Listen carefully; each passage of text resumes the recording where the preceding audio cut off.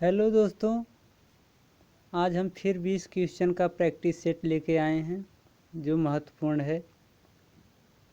तो चलो देखते हैं फिर एक एक क्वेश्चन समय को बचाते हुए, क्योंकि तैयारी करते समय लोगों के पास समय का अभाव रहता है। हम ये नहीं चाहते हैं कि किसी का समय वेस्ट जाए। तो चलते हैं डायरेक्ट, हम क्वेश्चन की तरफ चलते हैं। हमारा क्वेश्चन एक जो है, प्रश्न एक, तथ्यात्मक पर्यावरण में निम्नलिखित में से क्या शामिल है? ए उच्चावच, बी जल प्रवाह, सी भूमि क्षरण, डी उपरोक्त सभी। तो दोस्तों, तथ्यात्मक पर्यावरण में जो है शामिल उच्चावच भी है, जल प्रवाह भी, भूमि क्षरण भी है। तो हमारा आंसर डी उपरोक्त सभी। हमारा आंसर जो होगा उसका कौन सा होगा? डी होगा, उपरोक्त सभी। नेक्स्ट क्वेश्चन दूसरे की तरफ, पर्यावरण को ऊर्जा प्राप्त होती है। पर्यावरण को ऊर्जा प्राप्त होती है।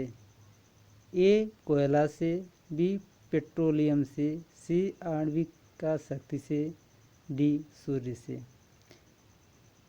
तो दोस्तों, पर्यावरण को जो ऊर्जा प्राप्त होती है वो सूर्य से होता है। किससे होता है? सूर्य से। तो हमारा आंसर डी सही होगा, सूर्य से। नेक्स्ट क्वेश्चन की तरफ चलते हैं हम। क्वेश्चन नंबर 3 जो स्क्रीन पे दिखाई दे रहा है, नगरों में पर्यावरण असंतुलन होता है।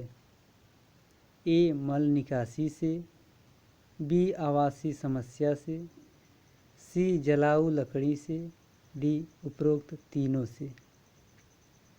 तो दोस्तों, नगरों गांवों में जो पर्यावरण असंतुलन होता है, पर्यावरण प्रदूषण होता है, किन कारणों से होता है? तो दोस्तों, हमारे तीनों कारण जो हैं, उपरोक्त तीनों, ये सभी से होता है। इसमें मल निकासी, आवासीय समस्या, जलाऊ लकड़ी, इससे हमारा पर्यावरण जो है दूषित होता है। इसी कारण ये जो है नगरों में पर्यावरण असंतुलन होता है। तो हमारा जो है डी उपरोक्त तीनों सही है। नेक्स्ट क्वेश्चन, पर्यावरण ह्रास का पर्यायवाची है। पर्यावरण ह्रास का पर्यायवाची, ए पर्यावरण अवनमन, बी पर्यावरण निम्नीकरण, सी पर्यावरण अपकर्षण, डी उपरोक्त तीनों। तो दोस्तों, पर्यायवाची के अंतर्गत तीनों आएंगे, पर्यावरण अवनयन, पर्यावरण निम्नीकरण, पर्यावरण अपकर्षण। तो हमारा आंसर डी सही होगा, उपरोक्त तीनों। नेक्स्ट क्वेश्चन की तरफ चलते हैं। क्वेश्चन नंबर 5, मरुस्थलीयकरण में पर्यावरण होता है। ए असंतुलित, बी संतुलित, सी उतार चढ़ाव वाला, डी इनमें से कोई नहीं। तो दोस्तों, मरुस्थलीकरण, जो मरुस्थल होता है वहाँ पे जो पर्यावरण पाया जाता है वो असंतुलित होता है। हमारा आंसर ये सही होगा। कैसा होता है? असंतुलित होता है। नेक्स्ट क्वेश्चन, नगरीकरण का पर्यावरण पर क्या प्रभाव पड़ता है? ए जल प्रदूषण बढ़ता है, बी वायु प्रदूषण बढ़ता है, सी ध्वनि प्रदूषण बढ़ता है, डी उपरोक्त सभी। तो दोस्तों, नगरीकरण का मतलब गांव में जो पर्यावरण पर जो गांव के द्वारा पड़ता है वो तीनों, जल प्रदूषण भी होता है, वायु प्रदूषण भी बढ़ता है और ध्वनि प्रदूषण। तो नगरीकरण का पर्यावरण पर क्या प्रभाव पड़ता है? तो तीनों पड़ते हैं। तो हमारा आंसर डी सही होगा, उपरोक्त सभी। जल प्रदूषण भी बढ़ेगा, वायु प्रदूषण और ध्वनि तीनों बढ़ेगा। तो चलते हैं नेक्स्ट क्वेश्चन की तरफ। क्वेश्चन नंबर 7, पर्यावरण किससे बनता है? दोस्तों, ए जीवी घटकों से, बी भू आकृतिक घटकों से, सी अजैव घटकों से, डी उपयुक्त सभी। दोस्तों पर्यावरण जो है, पर्यावरण का अर्थ होता है हमारे जो चारों तरफ पाया जाता है। पर क्या अर्थ होता है चारों तरफ, आवरण का अर्थ होता है घिरा हुआ। तो हमारे जो आसपास हम जिससे घिरे हुए हैं, पेड़ पौधे जीव जंतु, यही सब मिल करके पर्यावरण बनता है। दोस्तों इसमें जीवी घटक भी आएंगे, भू आकृत भी आएंगे, अजैव घटक भी आएंगे, तीनों आएंगे। तो हमारा आंसर उपयुक्त सभी होगा, डी आंसर हमारा सही होगा। प्रश्न संख्या 8, पर्यावरण का प्रत्येक भाग कहलाता है? ए वायुमंडलीय कारक, बी पारिस्थितिकीय कारक, सी उत्तरकीय कारक, डी सभी। तो दोस्तों पर्यावरण का प्रत्येक भाग पारिस्थितिकी कारक कहलाता है। आंसर हमारा बी सही होगा। क्या कहलाता है? पारिस्थितिकी कारक। तो नेक्स्ट क्वेश्चन की तरफ चलते हैं। क्वेश्चन नंबर 9,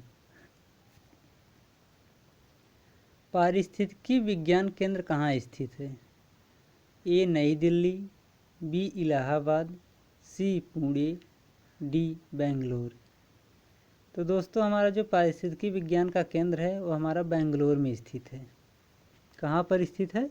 बेंगलोर में। नेक्स्ट क्वेश्चन, पारिस्थितिकीय तंत्र के दो घटक कौन से हैं? ए खरपतवार और सूक्ष्मजीव, बी पौधे एवं जीव, सी पौधे और प्रकाश, डी जैविक तथा अजैविक।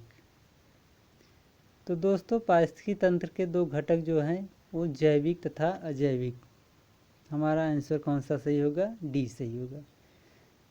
जैविक और अजैविक, सजीव और निर्जीव जो होते हैं सब जैविक तथा अजैविक के अंतर्गत आते हैं।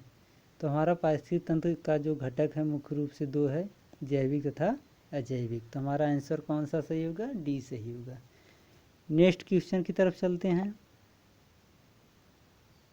प्रश्न संख्या 11, पारिस्थितिकी शब्द को परिभाषित करने वाले पर्यावरण विद जो है, पारिस्थितिकी शब्द है उसको जो परिभाषित किए थे वैज्ञानिक, जो पर्यावरणविद है जो वैज्ञानिक है वो कौन है? तो ये जो है अलेक्जेंडर वान हम्बोल्ट, बी थियोफ्रेसस, सी अर्नेस्ट हैकेल, डी डार्विन। तो दोस्तों पारिस्थितिकी शब्द को जो परिभाषित करने वाले वैज्ञानिक थे, पर्यावरणविद जो थे, वो अर्नेस्ट हैकेल थे। हमारा आंसर कौन सा सही है? सी सही है। नेक्स्ट क्वेश्चन की तरफ चलते हैं हम। डार्विन का उद्विकास का सिद्धांत आधारित है? ए उपयोग एवं अनुपयोग, बी उत्परिवर्तन, सी प्राकृतिक वर्ण, डी उपरोक्त सभी। तो दोस्तों डार्विन का जो उद्विकास का सिद्धांत है वो उत्परिवर्तनवाद। हमारा आंसर कौन सा सही होगा? बी सही होगा। उत्परिवर्तनवाद पे आधारित है डार्विन का उद्विकास। तो चलते हैं नेक्स्ट क्वेश्चन की तरफ। विज्ञान की किस शाखा के अंतर्गत पर्यावरण एवं विभिन्न जीवों के अंतर संबंधों का अध्ययन किया जाता है?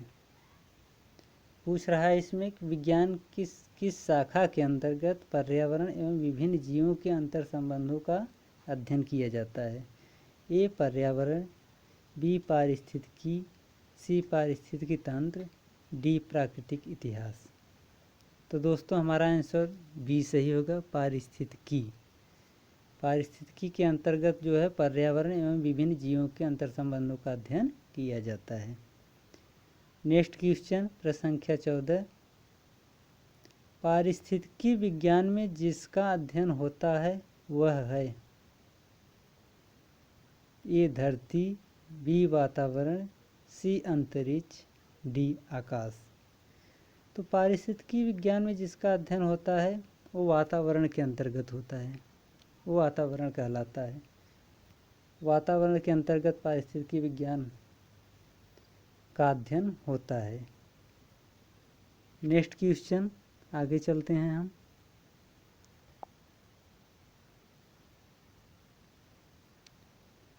दोस्तों वीडियो को शेयर करते रहिए जिससे सभी लोगों के पास हमारा वीडियो पहुंच जाए।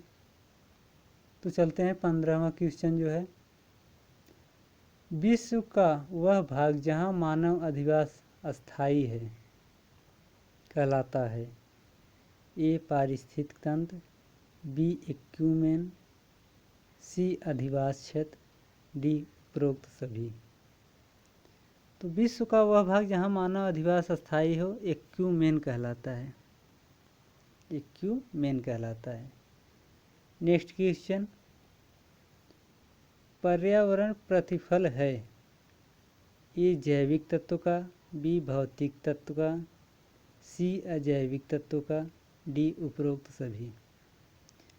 तो जो पर्यावरण का प्रतिफल है वो जैविक, भौतिक, अजैविक तत्व सभी का है। तो हमारा आंसर कौन सा सही होगा? उपरोक्त सभी।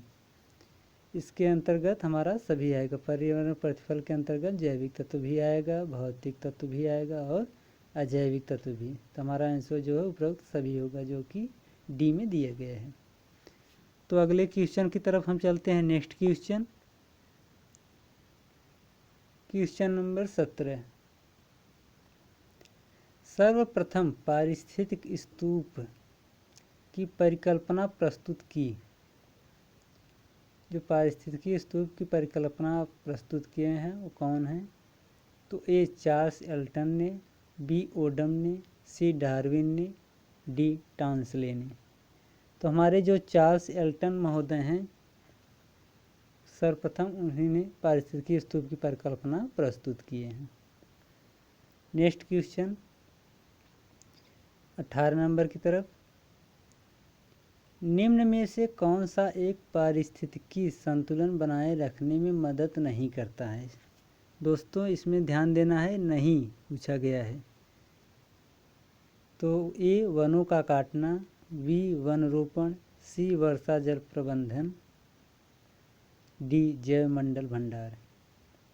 तो दोस्तों जो है पारिस्थितिकी संतुलन बनाए रखने में मदद नहीं करता है वनों का काटना। जब हम वन को काट देंगे तो पारिस्थितिकी संतुलन, जो पर्यावरण संतुलन है वो हमारा बिगड़ जाएगा।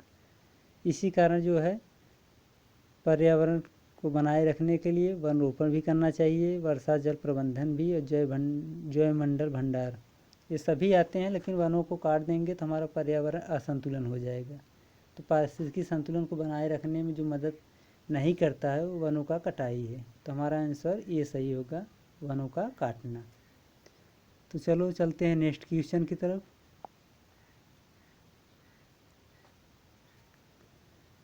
क्वेश्चन संख्या 19,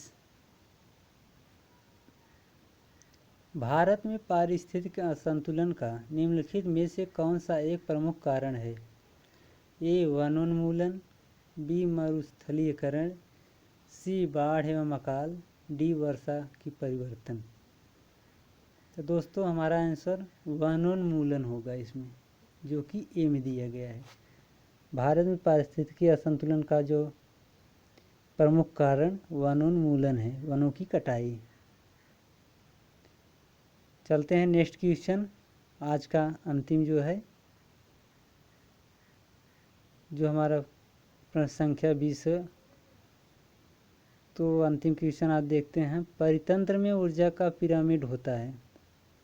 दोस्तों इस प्रश्न का उत्तर जानने से पहले हमारा वीडियो जो है शेयर करती रहिए, जिससे सभी लोग के पास पहुंच जाए और सबका भी भला हो आपके साथ।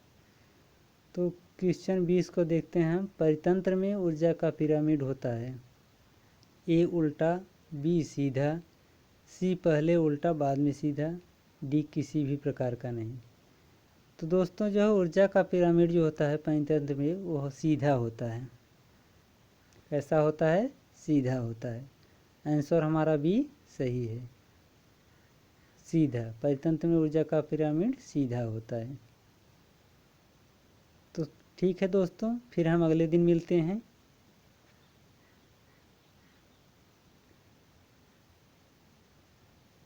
फिर